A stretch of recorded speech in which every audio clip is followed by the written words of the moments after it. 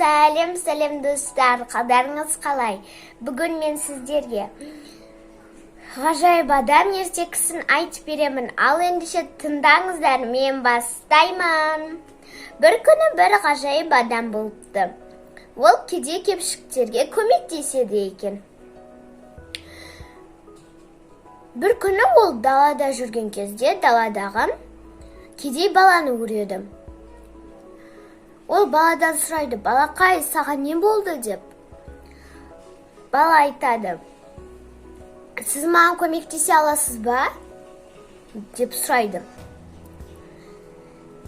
Ғажайып адам айтады: «Мен сенің 3 тілегіңді орындай аламын» деп жауап береді. Дейді.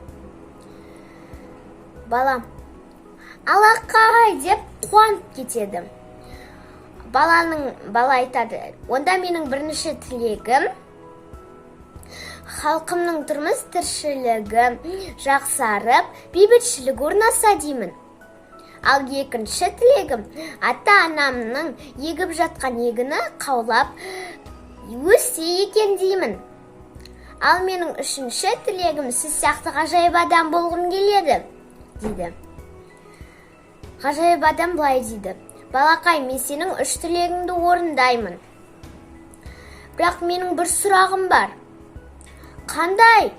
дейді бала ойланып.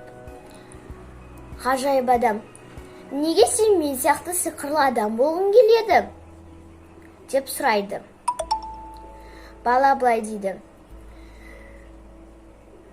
«Өйткені мен сіз сияқты адамдарға көмектескім келеді» деп жауап береді. Ғажайып адам баланың сөзіне риза болып, оның 3 тілегін орындайды. Ал ол бала болса, адамдарға көмектесіп ғажайып адам атанады. Егер де балалар, бұл ертегі сендерге ұнаса, менің арнама жазылып, лайк басуды ұмытпаңыздар.